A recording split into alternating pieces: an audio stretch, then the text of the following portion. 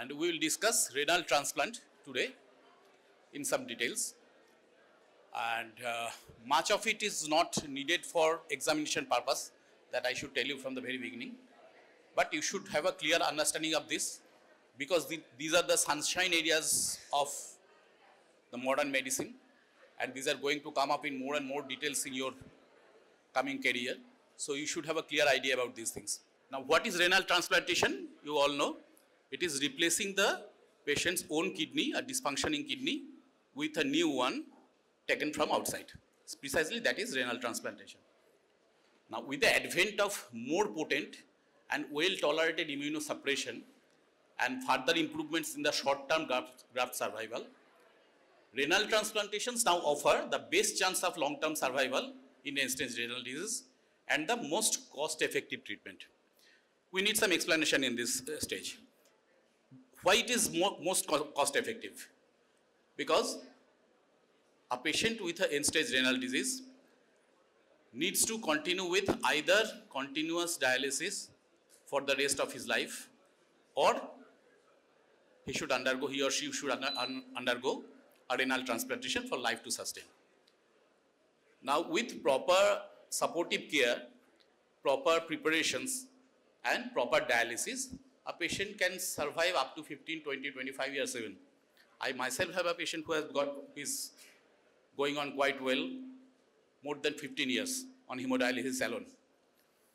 So, life expectancy is quite long if the patient is handled properly.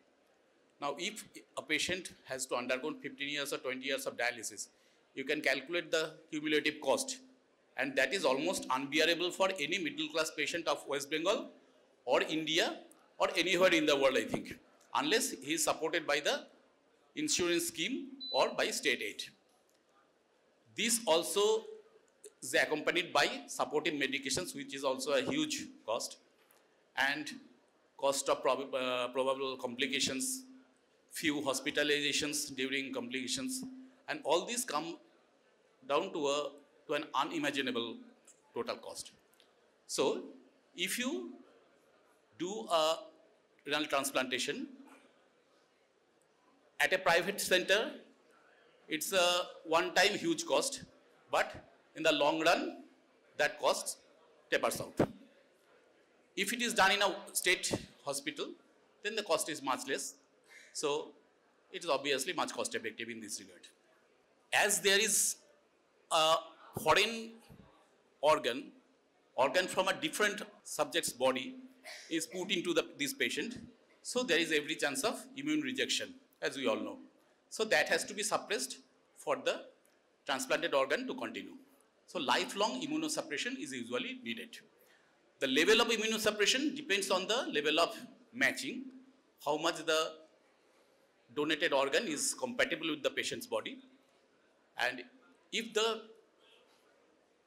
matching is not that much suitable, then the level of immunosuppression and those immunosuppressive drugs, these are also quite high, and chance of side effects become also very high. But there is no other way to continue with it. It restores the normal kidney function of excretory activities, the fluid balance and the electrolyte balance. It corrects all the metabolic abnormalities of CKD, because unlike dialysis, here you have got an intact kidney which is functioning well. So the endocrine functions and other cardiovascular functions, these are also well taken care of by this transplanted kidney. It requires long-term immunosuppression, as I said, with the attendant risks of the suppression. That will come up to later. Now, all patients with end-stage renal disease should be considered for transplantation unless there are contraindications, because of the cost effectiveness and the long-term benefits. Now, what are the contraindications? There are some absolute contraindications like acute glomerulonephritis, active bacterial and other infections, active or very recent malignancy, because the life expectancy of the patient is not much in this case unless the patient is properly treated, and there is no point giving him a new transplanted kidney in this case. Overt AIDS. active hepatitis, severe degrees of other comorbidities like advanced atherosclerotic vascular disease. Now, I must add one point here. In some centers in the Western world, overt AIDS is also not a contraindication these days, because with good chemotherapeutic treatment, the HIV goes into recession and sometimes patient can take over a transplanted kidney with proper immunosuppression. And active hepatitis also, with good control of hepatitis B and hepatitis C with the newer antiviral drugs, these are also not considered absolute contraindications. And after 2 or 3 years of proper treatment, when the hepatitis B or hepatitis C goes into remission or is cured, then you can give him a transplanted kidney. So these two are not absolute contraindications these days, but in our country setup, you can consider this as an absolute contraindication. What are the relative contraindications? Severe psychiatric disease, because this patient will not comply with the complex medicine intakes and other supportive cares. If there is moderately severe degrees of comorbidities, hepatitis C infection with chronic hepatitis or cirrhosis, non-compliance with dialysis or other medical therapy, and primary renal diseases like primary focal sclerosis with prior recurrence in transplant, multiple myeloma, and rare diseases like amyloidosis and oxalosis. Because here, there is every possibility of recurrence of the problem in the transplanted kidney also. So unless these problems are not taken care of, then it's no point transplanting him with a new kidney. What is the kidney taken from? Kidney grafts may be taken from two sources. One is a cadaver, that is a dead body, a freshly dead body, or a brain dead, that is after brain death, that is a patient is comatose and irreversibly vegetative state, or the patient is in circulatory death, that is the patient has died a molecular circulatory death, but it's fresh and you can harvest the bodies, harvest the internal organs from it. You can see in the newspapers, sometimes a patient of road traffic accident or something like that, they are in imminent danger of death and the relatives are counseled for donating the bodies, and when they give the consent from the living patient, though he is irreversibly brain dead or there is imminent circulatory death, the organs like the liver, the kidneys, the lungs, the heart, these are harvested from the patient and they are transplanted into suitable recipients. The results are best with living related donors, partly because of optimized tissue matching and partly because the waiting time and the ischemic time can be minimized. Ideally, these patients are transplanted prior to the onset of symptomatic uremia dialysis. This needs some explanation. What is ischemic time? There are two terms, cold ischemic time and warm ischemic time. When you harvest a kidney from a cadaver, a freshly dead person or a person going to be dead, going to die, then you harvest the organ from his body, you preserve it in a freezing mixture of suitable composition and preserve it for it to be transported to the recipient's body. It may be in a different center. Organs are harvested from a patient dying in SSKM hospital and he is being transplanted in a patient waiting in Durgapur's hospital.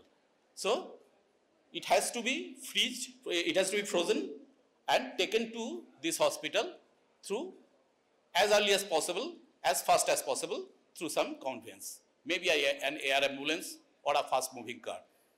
So this period is cold ischemic time, the period in which the organ is lying in a cold freezing mixture. What is warm ischemic time? When the organ is taken out from that cold mixture and is transplanted in the patient's body and it is getting perfused by the patient's warm blood. This period is warm ischemic time. ঠিক আছে, একটা চেন্নাই থেকে একটা patient মারা গেছে, সেখান থেকে 5টা অর্গান ডিফারেন্ট অর্গানস হারভেস্ট করা হয়েছে, লাংটা হয়তো চলে গেছে ব্যাঙ্গালোরে, তার হার্টটা হয়তো ট্রান্সপ্লান্টের জন্য চলে গেছে বম্বেতে, তার কিডনি দুটো হয়তো কলকাতায় আসছে দুটো পেশেন্টকে ট্রান্সপ্লান্ট হওয়ার জন্য। সেটা ফ্রিজিং মিক্সচারে আসছে, that is cold ischaemic time. পেশেন্টের বডি থেকে কাটা এবং যতক্ষণ সেটা সেই ফ্রিজিং মিক্সচারে আছে, এটা হচ্ছে কোল্ড ইস্কিমিক টাইম। যে মুহূর্তে সেটাই মিক্সচার থেকে বার করা হলো এবং পেশেন্টের বডিতে অ্যানাস্টোমোস করা হলো and that gets perfused with the patient's blood, এই পিরিয়ডটা হচ্ছে ওয়ার্ম ইস্কিমিক টাইম। এটার ইম্পর্টেন্স কি? ওয়ার্ম ইস্কিমিক টাইমটা যত কম হবে, অলসো কোল্ড ইস্কিমিক টাইমটাও যত, কোল্ড ইস্কিমিক টাইমের একটা টাইম আছে, বোধহয় 48 ঘন্টার একটা টাইম আছে। এর আইডিয়ালি 24 আওয়ার্স, ম্যাক্সিমাম 48 আওয়ার্স, এর বেশি পেশেন্টকে অর্গানটাকে ওই কোল্ড মিক্সচারে রাখা যাবে না। এই পিরিয়ড কোল্ড ইস্কিমিক টাইমটা যত কম হবে এবং তার চেয়েও বেশি ওয়ার্ম ইস্কিমিক টাইমটা যত কম হবে, তত সেই গ্রাফটার চান্স অফ সার্ভাইভাল বেশি হবে, সেটার ভায়াবল থাকার চান্সটা তত বেশি হবে। এবার লিভিং ডোনার যখন হবে তখন এই প্রশ্নগুলো আসছে না, কারণ সেখানে পাশাপাশি দুটো ওটিতে দুটো পেশেন্ট থাকবে। এক ওটিতে পেশেন্টের বডি থেকে কিডনি তোলা হবে, পাশের ওটিতে রেসিপিয়েন্টের বডিতে কিডনি বসিয়ে দেওয়া হবে। সো কোল্ড ইস্কিমিক টাইমের এখানে কোনো ব্যাপারই নেই। ওয়ার্ম ইস্কিমিক টাইম হচ্ছে ওর বডি থেকে কাটা এর বডিতে সেলাই করার মধ্যে যেটুকু টাইম, সেটা হচ্ছে warm ischemic time. So obviously the result is the superlative here. যে সমস্ত পেশেন্টের লিভিং রিলেটেড ডোনার পাওয়া যাচ্ছে তাদের ক্ষেত্রে সিমটোমেটিক ইউরিমিয়া বা ডায়ালিসিস শুরু হওয়ার আগেই এটা ট্রান্সপ্লান্ট করে দেওয়া ভালো। একটা পেশেন্ট স্টেজ 5-এ এসে গেছে, হয়তো তার 15 to 12% কি 15% তার ইজিএফআর, তার লেস দেন 10% যখন হবে তখন আমাকে তার ডায়ালিসিস শুরু করে দিতে হবে, সে সিমটোম্যাটিক হোক বা না হোক। তার আগেও যদি পেশেন্ট সিমটোম্যাটিক হয়ে যায়, সেই স্টেজটা আসার আগে আমি জানতে পারছি যে পেশেন্ট এগোচ্ছে ডায়ালিসিসের দিকে, আমি সেই পিরিয়ডে যদি একটা সুটেবল তার লিভিং ডোনার পাই, তাহলে আমি তখন থেকেই প্রসিজিয়ারটা শুরু করে দেবো, দুজনের টিস্যু ম্যাচিং বা অন্যান্য যেগুলো যা যা করা দরকার সেগুলো করতে হবে, যাতে খুব তাড়াতাড়ি ব্যাপারটাকে রেডি করে নেওয়া যায় এবং ওই জিনিসগুলো শুরু হওয়ার আগেই বা ডায়ালিসিসটা শুরু করার আগেই আমি ট্রান্সপ্লান্টটা সেরে ফেলতে পারি, তাতে রেজাল্টটা অনেক বেটার হবে। Matching of a donor to a specific recipient is strongly influenced by immunological factors, since graft rejection is a major cause of transplant failure. The two major factors, one is graft rejection and second is infections, opportunistic infections. এই immunological ফ্যাক্টরগুলোর জন্য matching আমাকে কি করতে হবে? ম্যাচিংয়ের chance সবচেয়ে বেশি হচ্ছে যদি মনোজাইগোটিক টুইনস হয়। মনোজাইগোটিক টুইনদের মধ্যে ম্যাচিং হওয়ার সম্ভাবনা খুব high, almost to the tune of 90%। যদি ডাইজাইগোটিক টুইন হয় তাতেও chance of matching is very high, that is 70 to 80%। এটা যদি নাও হয়, এরকম আর কজনের হতে পারে, যাদের হবে না তাদেরও যদি সিবলিং হয়, ভাই বা বোন, তাদের থেকে ম্যাচিংয়ের সম্ভাবনাটা ম্যাক্সিমাম থাকে। আর কি হতে পারে? বাবা বা মায়ের থেকে, বা ছেলে বা মেয়ে দিচ্ছে বাবাকে বা মাকে, এই যে ব্লাড রিলেশনস থাকে এগুলোতে চান্স অফ ম্যাচিং অনেক বেশি হয়। আর কি, যদি আমাদের এখানে লিগালিটির প্রশ্নে যদি আসি, in most of the Indian states transplant from a non related donor is not allowed, it is illegal.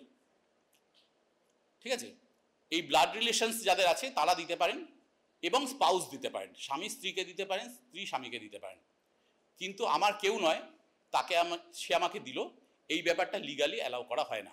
This is criminal in most states in India, not all states. কেন এটা? Just to prevent organ rackets. একজন এলো, তোমাকে পয়সা দিয়ে বিক্রি করলো, তুমি লাগিয়ে দিলে, এবং এর মধ্যে যে সমস্ত ব্যাপারগুলো ইনভলভ থাকে সেইগুলোকে যাতে আটকানো যায় তার জন্য এই আইন হয়েছে। এবার এখানে একটা প্রশ্ন আসবে যে যাদের সিবলিং নেই বা হাজব্যান্ড ওয়াইফ নেই বা এরকম কেউ নেই দেওয়ার মতো, তাহলে তারা কি কিডনির অভাবে মরে যাবে? না, সেখানে একটা লুপহোল রাখা আছে, লুপহোল বলবো না, একটা লিগাল প্রভিশন রাখা আছে। সেটা হচ্ছে যে পেশেন্ট হ্যাজ টু প্রুভ যে তার এরকম কেউ নেই বা আছে কিন্তু তাদের সাথে ম্যাচিং হচ্ছে না। সেক্ষেত্রে একটা প্রত্যেক স্টেটে একটা মেডিকেল বোর্ড থাকে ফর রেনাল ট্রান্সপ্লান্ট, আমাদের স্টেটেও আছে। তারা কনসিডার করে দেখেন যে না সত্যিই সেরকম কেউ নেই, তখন সেখানে শর্ত সাপেক্ষে নন রিলেটেড ডোনার থেকে ট্রান্সপ্লান্ট নেওয়াটা অ্যালাউ করা হয়, কিন্তু দ্যাট বোর্ড এনশিওরস যে এর মধ্যে কোনো ফাইন্যান্সিয়াল ট্রানজাকশন ইনভলভ নেই। এবার এই যে ম্যাচিংটা করা হবে কিসের?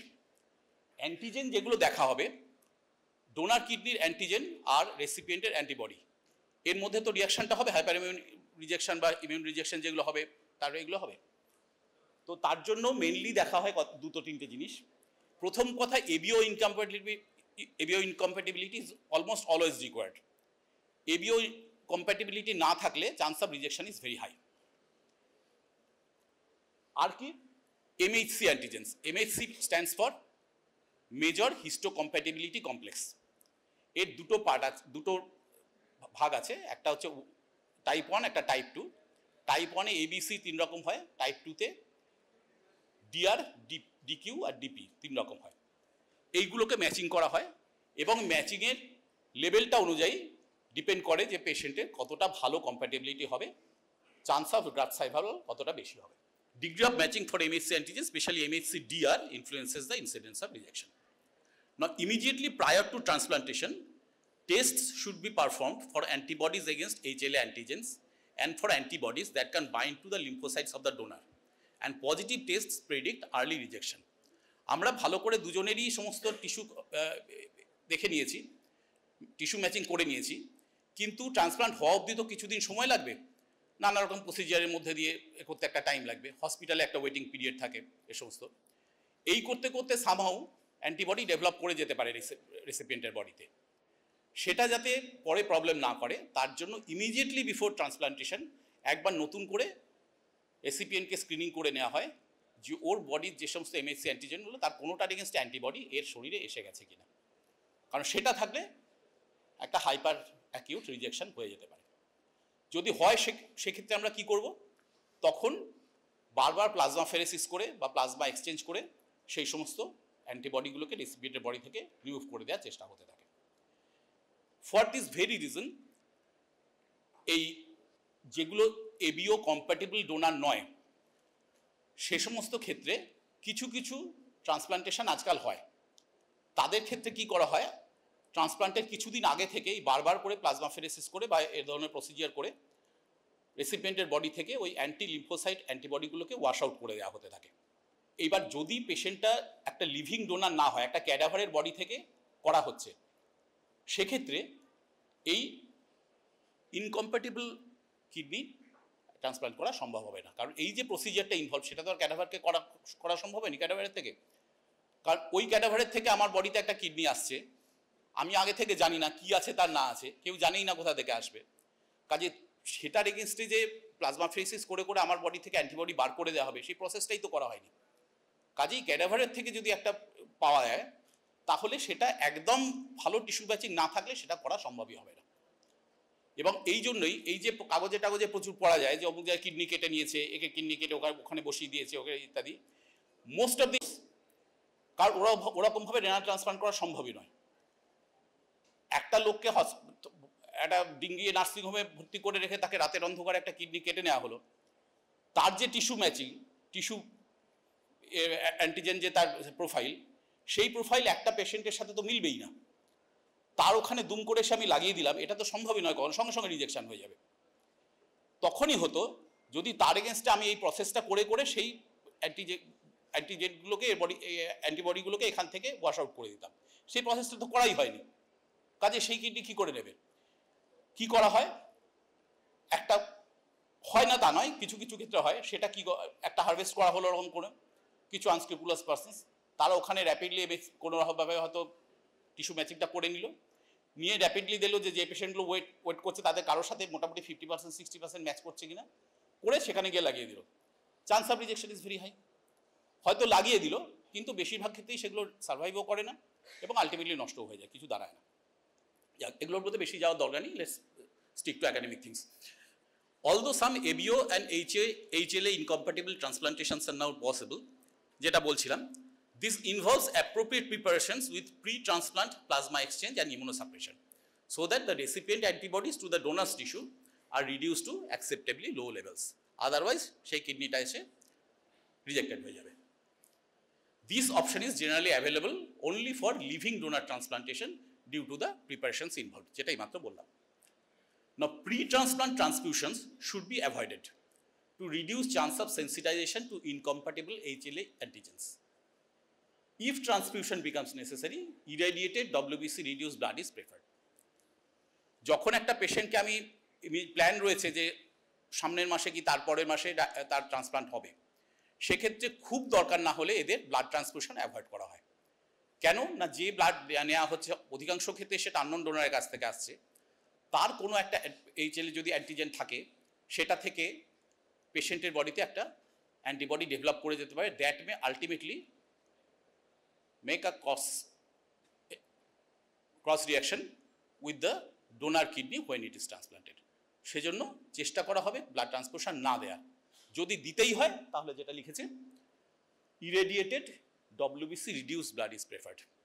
Some factors that influence graft survival, just একটু শর্টে, HLA mismatch obviously, প্রি-সেন্সিটাইজেশন যেটা বলছিলাম, যদি প্রিফর্মড অ্যান্টিবডিজ কিছু থেকে থাকে, ডোনারের যে সমস্ত MHC অ্যান্টিবডিগুলো আছে, অ্যান্টিজেনগুলো আছে, সেগুলোর কোনোটার এগেনস্টে যদি রেসিপিয়েন্টের বডিতে প্রিফর্মড অ্যান্টিবডি থেকে গিয়ে থাকে এবং সেটাকে রিমুভ করা না হয়ে থাকে, তাহলে রিজেকশন হওয়ার সম্ভাবনাটা অনেক বেশি। Very young or older donor age. Very young কেন, তার বডিটা ছোট, সেখানে আমি একটা কিডনি ঢোকাবো কোথায়, জায়গাটা কোথায়? কিডনিটাকে পেটে রাখার জন্য তো একটা জায়গা দরকার, সেই জায়গাটা তো রেসিপিয়েন্টের পেটে থাকতে হবে, কাজে খুব ইয়াং পেশেন্টদের করা হয় না, সম্ভব না। আর কি, খুব ওল্ড পেশেন্টদের, because life expectancy is low and there are other confounding factors, যেগুলোতে চান্স অফ গ্রাফট সার্ভাইভাল অনেক কমে যায়। ফিমেল ডোনার সেক্স, এটা স্ট্যাটিস্টিক্যালি দেখা গেছে যে ডোনার যদি ফিমেল হয় তাহলে একটু সামান্য হলেও চান্স অফ সার্ভাইভালটা একটু কম থাকে। কিন্তু স্যাডলি আমাদের দেশে লিভিং ডোনারগুলো বেশিরভাগই ফিমেলই হয়, কারণ হাজব্যান্ডের রেনাল ফেলিয়ার হয়, বাড়িতে দেওয়ার মতো কেউ নেই, ওয়াইফ দিচ্ছে, ভাইয়ের হয়েছে আর কেউ দেওয়ার মতো নেই, বোন দিচ্ছে। আমাদের দেশে কিন্তু ডোনার বেশিরভাগই ফিমেল হয়, মানে বেশিরভাগই বলবো না, কিন্তু মানে নিউমারিক্যালি বেশি হয়। কিন্তু এদের ক্ষেত্রে স্ট্যাটিস্টিক্যালি দেখা গেছে চান্স অফ সার্ভাইভাল একটু হলেও কম। ওল্ডার রেসিপিয়েন্টের, যেমন বললাম, diabetes in the recipient as the cause of ESRD, যদি ডায়াবেটিসের জন্য এন্ড-স্টেজ রিনাল ডিজিজটা হয়ে থাকে তাহলে একটু চান্স অফ সার্ভাইভালটা কমে যায়। তার কারণ ডায়াবেটিসের প্রসেসটা তো চলছেই, একটা ট্রান্সপ্লান্টেড কিডনি যেটা এলো, তারপরেও যদি ডায়াবেটিস খুব ভালোভাবে কন্ট্রোল না থাকে, তার যদি ম্যাক্রোভাস্কুলার কমপ্লিকেশনসগুলো ঠিকমতো কন্ট্রোল না করা হয়, তাহলে নতুন ট্রান্সপ্লান্টেড কিডনিতেও সেই প্রবলেমটা হওয়ার চান্স থাকবে। কাজেই এটা রিলেটিভলি বলবো যে ডায়াবেটিস যদি খুব ভালো কন্ট্রোল না হয়, তাহলে ডায়াবেটিক পেশেন্ট যদি হয় কজিং ESRD, তাহলে চান্স অফ সার্ভাইভালটা একটু সামান্য হলেও কম থাকে। প্রলংড কোল্ড ইস্কিমিয়া টাইম, যেটা বললাম, তখন অনেকক্ষণ সেই জিনিসটা শরীরের বাইরে আছে, পজিশনে আছে, তার অ্যাকিউট টিবুলার নেক্রোসিস হতে থাকবে, যার ফলে কিডনির ভায়াবিলিটিটা কমতে থাকবে। Hepatitis C infection and large physical size of the recipient, পেশেন্টের বডি মাস যদি খুব বেশি হয়, তার মেটাবলিক ডিম্যান্ড অনেক বেশি হবে, সেক্ষেত্রে ট্রান্সপ্লান্টেড কিডনিটা তো একদম 100% তো নর্মালি কাজ করবে না, একটু কম কাজ করবে, সেক্ষেত্রে একটা মিসম্যাচ হয়ে চান্স অফ সার্ভাইভালটা একটু কমে যেতে পারে। এবার জাস্ট টেকনিক্যাল কয়েকটা পয়েন্ট, যে during the transplant operation the transplanted kidney is positioned in the pelvis. এটা আমাদের অনেকেরই কনসেপশন আছে। কিডনি আছে আমার এখানে, এমন নয় যে এই কিডনিটা কেটে বাদ দিয়ে সেখানে নতুন কিডনিটা বসানো হচ্ছে, সেটা কিন্তু করা হয় না। নতুন কিডনিটাকে ইলিয়াক ফসায় রাখা হয়, usually in the left iliac fossa, এবং যে কিডনিগুলো ডিসফাংশনাল সেগুলোকে অ্যাজ সাচ সেখানেই রেখে দেওয়া হয়, ওগুলোকে রিমুভ করা হয় না, উইথ 2 এক্সেপশনস। কিসে রিমুভ করা হবে? এক নম্বর, যদি একটা হিউজলি লার্জ পলিসিস্টিক কিডনি হয় কজিং দ্য রেনাল ফেলিয়ার, সেক্ষেত্রে ওটাকে রিমুভ করে দেওয়া হয়। আর দ্বিতীয় কি হতে পারে, যদি পেশেন্টের ক্রনিক পাইলোনেফ্রাইটিস থাকে, তাহলেও সেই কিডনিটাকে রিমুভ করে দেওয়া হয়, কারণ সেটা একটা ইনফেকশনের সোর্স হিসেবে থেকেই যাচ্ছে, সে পরে আবার প্রবলেম করতে পারে। এটা ছাড়া সমস্ত ডিজিজড বা ডিসফাংশনাল কিডনিগুলোকে কিন্তু পেটেই রেখে দেওয়া হয়, তাদের নিয়ে কোনো নাড়াঘাটা করা হয় না। নতুন ট্রান্সপ্লান্টেড কিডনিটাকে ইলিয়াক ফসায় বসিয়ে দেওয়া হয়। ডোনার ভেসেলস আর usually anastomose to the recipients, এটা একটু প্রিন্টিং মিস্টেক আছে, এটা এক্সটার্নাল ইলিয়াক আর্টারি হবে, প্লিজ ডোন্ট। ডোনারের কিডনির যে রেনাল আর্টারি, সেটাকে রেসিপিয়েন্টের এক্সটার্নাল ইলিয়াক আর্টারির সাথে অ্যানাস্টোমোস করে দেওয়া হবে, আর ডোনারের যেটা রেনাল ভেন, সেটাকে external iliac vein of the recipient, তার সাথে অ্যানাস্টোমোস করে দেওয়া হবে। ইউরেটারটাকে কি হবে, ডোনারের ইউরেটারটাকে ব্লাডার মিউকোসার সাথে অ্যানাস্টোমোস করে দেওয়া হবে, ডিরেক্টলি ব্লাডারের সাথে চলে যাবে ওটা। Fail kidneys are usually left in their place. The patient should have at least 5 years of life expectancy, as the benefit of transplantation are only realized after a perioperative period in which the mortality rate is higher than in comparable patients who are on dialysis only. Perioperative period মানে কোন সময়টা বলা হচ্ছে? অপারেশনের পর, ট্রান্সপ্লান্টের পর 1 year। এই সময়টা হচ্ছে পেরি অপারেটিভ পিরিয়ড। এই সময়ে chance of hyper acute rejection খুব high, acute rejection is very high, সেটাগুলোতে আমি পরে আসছি। এবং অন্যান্য অপরচুনিস্টিক ইনফেকশনস যেগুলো হয় এগুলোর চান্স অনেক বেশি থাকে। এই ইমিডিয়েট 1 year পেরি অপারেটিভ পিরিয়ডে পেশেন্টের chance of death is greater than a similar patient who is not having a transplant but undergoing hemodialysis only. দুটো সেম পেশেন্ট, একজনের শুধু ডায়ালিসিস চলছে আর একজন ট্রান্সপ্লান্ট করছে। ওই 1 বছরে দেখা যাবে যে ডায়ালিসিস করছে তার চেয়ে যে ট্রান্সপ্লান্ট করছে তার মরার চান্স অনেক বেশি, because of the complications involved.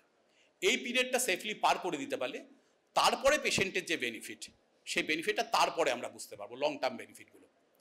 কাজেই পেশেন্টের অন্তত 5 বছর লাইফ এক্সপেক্টেন্সি থাকা দরকার, না হলে এটা করে কোনো লাভ নেই, কারণ তারপর বেনিফিটটা আমরা বুঝতেই পারবো না, বা পেশেন্ট বেনিফিট পাবেই না এত কিছু করে।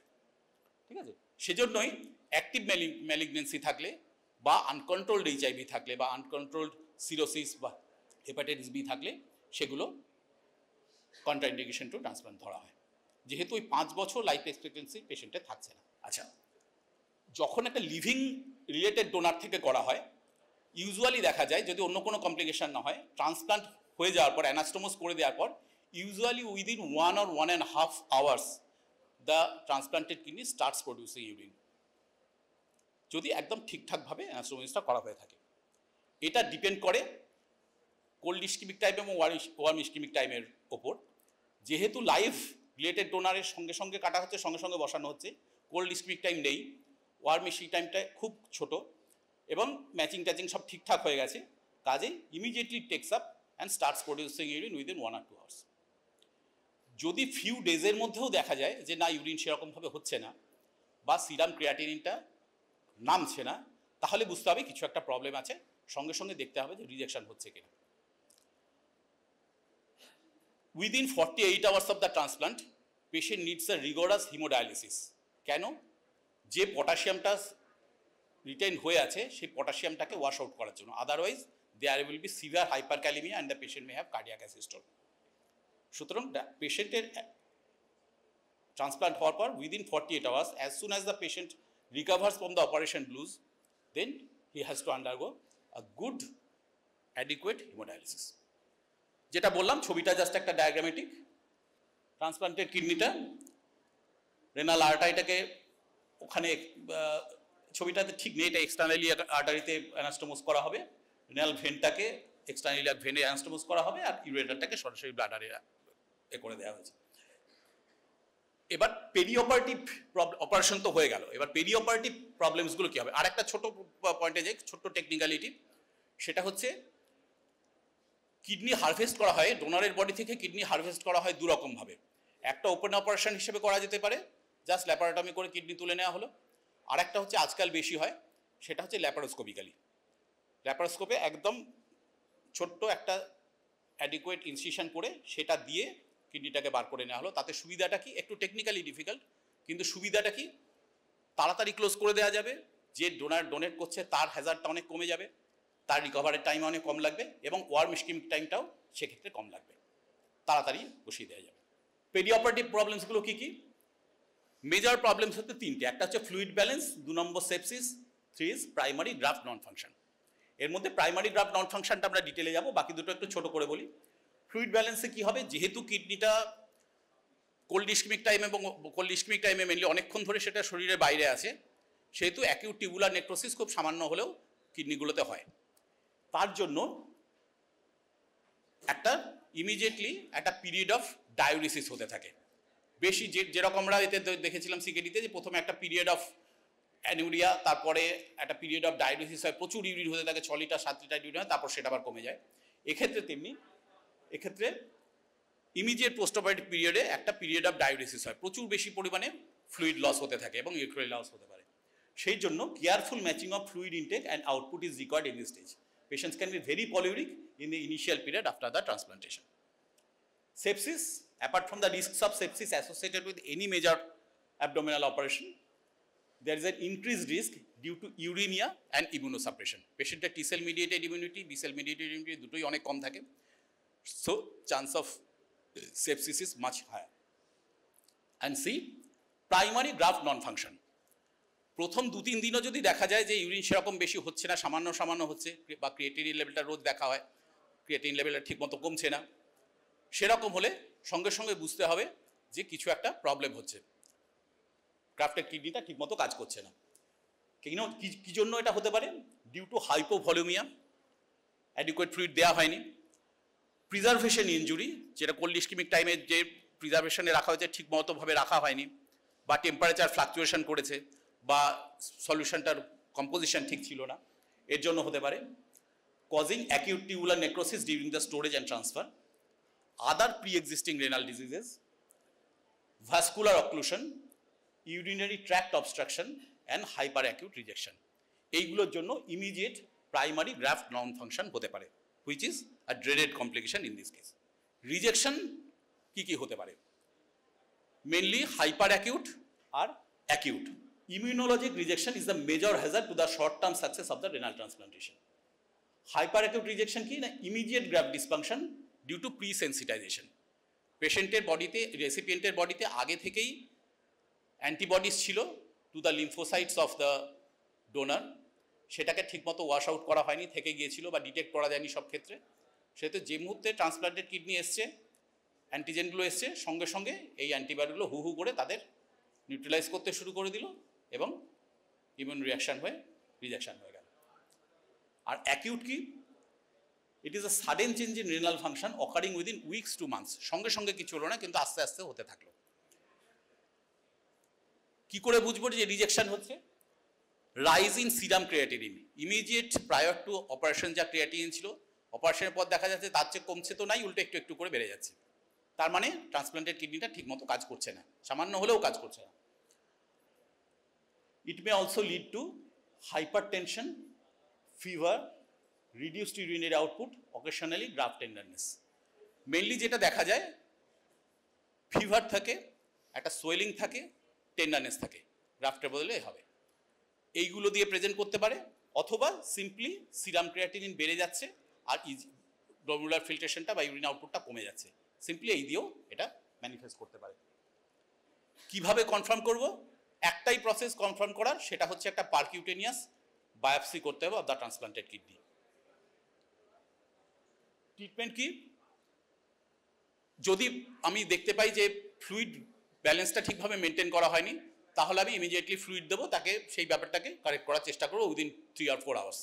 সেটা করে দেখছি যে কিছু ইমপ্রুভ করছে না, রেনাল আউটপুটটা বাড়ছে না বা অন্য ক্রাইটেরিয়াগুলো কমছে না, তখন কি করতে হবে? ইমিডিয়েট ট্রিটমেন্ট হচ্ছে pulse therapy of methyl prednisolone. Pulse therapy মানে কি? একটা বোলাস পর 3 দিন 5 দিন দেওয়া হচ্ছে, সেটাকে বলা হয় যে পালস থেরাপি। যেমন পালস পোলিও দেওয়া হতো, একসঙ্গে সবাইকে দিয়ে দেওয়া হলো, সেটা হচ্ছে পালস পোলিও ছিল। সেরকম পালস থেরাপি মানে একটা নির্দিষ্ট সময়ে পুশ করে পুরো জিনিসটা দিয়ে দেওয়া হলো, এবং সেটা 2 দিন 3 দিন একটা শিডিউল অনুযায়ী দেওয়া হলো। এক্ষেত্রে কি হবে? একটা pulse methyl prednisolone injection therapy 500 থেকে 1000 milligram, 500 to 1000 milligram per day, depending on the patient's body size, তার বডি মাস ইন্ডেক্স বা তার বডি ওয়েট, এর উপর ডিপেন্ড করে পরপর 3 দিন দেওয়া হবে। এতে যদি কাজ না হয়, in refractory or severe cases, a monoclonal antibody directed at the human T lymphocytes of the donor may be given for 7 to 10 days. এছাড়াও IV ইমিউনোগ্লোবুলিন or প্লাজমা এক্সচেঞ্জও ট্রাই করা যেতে পারে যাদের এই পালস থেরাপিতে কাজ হচ্ছে না। এটা গেল ইমিউন রিজেকশন, হাইপার রিজেকশন আর হাইপার অ্যাকিউট রিজেকশন আর অ্যাকিউট রিজেকশনের কথা। এবার কি? রিজেকশন হোক না হোক, patient needs long term immunosuppression, and most of the patients need life long immunosuppression. তার ডিগ্রিটা কম বেশি হতে পারে depending on the tissue matching. যাদের খুব ভালো ম্যাচিং হয়েছে তাদের হয়তো শেষের দিকে একদম মিনিমাম ইমিউনোসাপ্রেশনের দরকার হবে। যাদের অতটা ভালো ম্যাচিং নিয়ে, হয়তো 70% ম্যাচিং নিয়ে একটা অপারেশন হয়ে গেছে, তাদের ক্ষেত্রে লাইফ লং ফুল ইমিউনোসাপ্রেশন করতে হবে। All transplanted patients need regular lifelong follow-up to monitor the renal function and the immunosuppression. Lifelong immunosuppressive treatment is required to prevent rejection, and it is more intensive in the early post-transplantation period when the risk is the highest. Immediate period মানে মিন করা হচ্ছে 6 মাস থেকে 1 বছর, usually 1 বছর। A common regimen is triple therapy. Each drug is targeted at a different stage of immune response. Key drug? Number 1 is prednisolone, number 2 is cyclosporine and tacrolimus, and number 3 is azathioprine or mycophenolate mofetil. One drug from each of these groups are taken. সেটা প্রথম থেকে দেয়া হয়। এর মধ্যে second group যেটা cyclosporine or tacrolimus, এটাকে বলা হয় ক্যালসিনিউরিন অ্যান্টাগনিস্ট। এটা একটু পরে শুরু করা হয়, বাকি দুটো প্রথম থেকে স্টার্ট করা হয়। And there is another drug, sirolimus, which is also called rapamycin. This is an alternative. It may be added later. Antibodies targeting the lymphocyte interleukin 2 receptors, specially effective for preventing rejection, are being used increasingly. এগুলো অনেক বেশি costly এবং সবসময় অ্যাভেলেবলও থাকে না, সেই জন্য first choice হিসেবে দেওয়া হয় না। যাদের ওপরে এগুলো দিয়ে ঠিকমতো হচ্ছে না তাদের ক্ষেত্রে এগুলো ট্রাই করা হয়। The most potent of the orally available agents are the calcineurin inhibitors, যেটা বললাম ওই সেকেন্ড গ্রুপ অফ ড্রাগগুলো, cyclosporine and tacrolimus. They have vastly improved the short-term graft survival. এদের এফেক্টিভিটি খুব ভালো, ইমিউনোসাপ্রেশন খুব ভালো করে। Side effects are there. Side effects of cyclosporine কি? Hypertension, hyperkalaemia, dyslipidaemia, hyperuricemia and gout, hirsutism, resting tremor, gingival hypertrophy, and a slowly progressive loss of renal function. These are the side effects. Tacrolimus er khetre ki hobe? Tacrolimus is a bit better drug. এর side effect প্রোফাইলটা almost similar, কিন্তু এখানে হাইপারটেনশনের চান্সটা কম, আর ওখানে হার্সুইটিজম হয়, এখানে ঠিক উল্টোটা হয়, লস অফ হেয়ার হয়। আর কি, এদের ক্ষেত্রে রিস্ক অফ হাইপারগ্লাইসিমিয়াটা একটু বেশি, যে কারণে ডায়াবেটিক ইএসআরডির জন্য যে পেশেন্টগুলোর হয়েছে তাদের ক্ষেত্রে চেষ্টা করা হয় ট্যাক্রোলিমাস না দেওয়ার, কারণ এ যেহেতু হাইপারগ্লাইসিমিয়া করছে, কাজেই তার হাইপারগ্লাইসেমিক অনস্লটটা বেড়ে যাবে, তাতে নতুন ট্রান্সপ্লান্ট কিডনিতেও লং টার্মে আবার এসআরডি ডেভেলপ করতে পারে। আর new co-stimulatory blocking antibody belatacept is a new strategy to prevent long-term calcineurin inhibitor toxicity. Just নামটা জেনে রাখো, তার বেশি কিছু দরকার নেই। নাম্বার 1 এ যেটা ছিল কি? Steroid, prednisolone. It is frequently used with cyclosporine at least for the first several months following successful graft function. প্রথমে দিতে হবেই ফুল ডোজে, এবং যত তাড়াতাড়ি সম্ভব এটাকে টেপার অফ করে দেওয়া হয়। কেন? Because of the steroid related side effects. Hypertension, glucose intolerance, Cushingoid features, osteoporosis, acne, hyperlipidemia, depression and other mood disturbances. এগুলো প্রত্যেকটাই হতে পারে, হয়ও, কারণ প্রথম দিকে খুব হাই ডোজে দিতে হয় প্রেডনিসোলোনটা। ইমিডিয়েট পিরিয়ডটা পার করে দিয়ে যখন দেখা যাবে যে না ভালো টেক আপ করে গেছে, ভালো রেনাল ফাংশন পাওয়া যাচ্ছে, র্যাপিডলি স্টেরয়েডটাকে টেপার করে দেওয়া হয়। থার্ড গ্রুপে কি কি ছিল? অ্যাজাথায়োপ্রিন আর মাইকোফেনোলেট mofetil. Mycophenolate mofetil is more effective than azathioprine in this combination. It may cause diarrhea, leukopenia, and thrombocytopenia. Sirolimus is a newer immunosuppressive agent which is used specially when the calcineurin inhibitors are reduced in dose or stopped. যেহেতু calcineurin inhibitors গুলো মানে cyclosporine R ট্যাক্রোলিমাসের chance of টক্সিসিটিটা অনেক বেশি, সেহেতু যখনই দেখা যাবে immediately 1 ইয়ার period টার্মটা পার করে দিলে এবং তারপর যদি মোটামুটি পেশেন্ট আনসেরিমিনিয়াসলি চলতে থাকে, তাহলে এই ক্যালসিনিউরিন ইনহিবিটরগুলো due to their toxicity taper off করে দেওয়া হয় যতটা তাড়াতাড়ি সম্ভব। তখন তার অল্টারনেটিভ হিসেবে সাইরোলিমাস অনেক সময় ইউজ করা হয়। This may cause hyperlipidaemia and oral ulcers in some cases. Long term complication কি? এক নম্বর, apart from graft rejection, long term complications are mainly infections and neoplasia. Neoplastic complications, especially non-Hodgkin's lymphoma and squamous cell carcinoma of the skin, and Epstein-Barr virus associated lymphoproliferative diseases. এগুলো হচ্ছে commonest neoplastic complications in a transplanted patient. What are the infections? According to the time frame, infections এর প্রোফাইলটা change করে। First মান্থে bacterial organisms are the most prevalent. কি কি সেটা আমি পরে একটা টেবিল আছে সেটা দেখিয়ে দিচ্ছি। After 1 month, cytomegalovirus is very important, specially in non expose recipient, যাদের কোনোদিন সাইটোমেগালোভাইরাস ইনফেকশন হয়নি, তাদের যদি এমন একটা ডোনারের থেকে কিডনিটা আসে যে সিএমভি পজিটিভ, সেক্ষেত্রে সিএমভি ইনফেকশন পেশেন্টের রেসিপিয়েন্টের হতে পারে 1 month অনওয়ার্ড। সেখানে আমি কি করব? যদি লাস্ট মোমেন্টে জেনে থাকি আমি প্রোফাইল্যাক্টিক ইউজ অফ গ্যানসাইক্লোভির আর ভ্যালাসাইক্লোভির করতে পারি, বা যদি হয় সেক্ষেত্রে থেরাপিউটিক ডোজ অফ গ্যানসাইক্লোভির আর valacyclovir we can use. This reduces the risk. আর after 6 months fungal and viral infections, এই টেবিলটাতে মোটামুটি একটা ডেলিনিয়েট করা আছে কী কী থেকে হতে পারে। Peri transplant, that is within the first 1 month wound infections হতে পারে, herpes virus, oral candidiasis and urinary tract infections with the bacteria. Early infections kiki, that is within 1 to 6 months. Pneumocystis carinii is very important, which is a very important pathogen in case of HIV patients also. CMV, Legionella, Listeria, Hepatitis B, Hepatitis C. These are the common organisms in this period.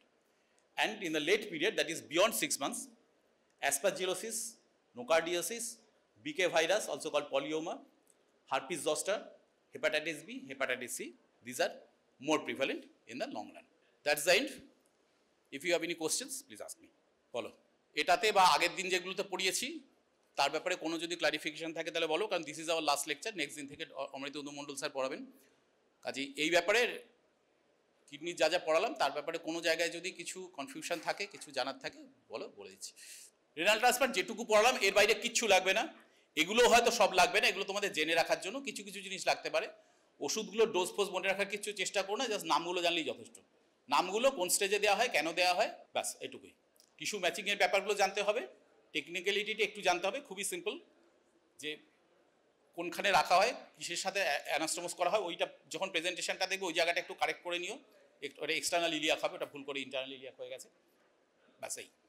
R কমপ্লিকেশনসগুলো, key key complications হতে পারে, কখন কী হতে পারে, কাদের transplant করবো না, transfer করলে immediately কী problem হতে পারে, এইগুলো। এর বেশি কিছু লাগবে না।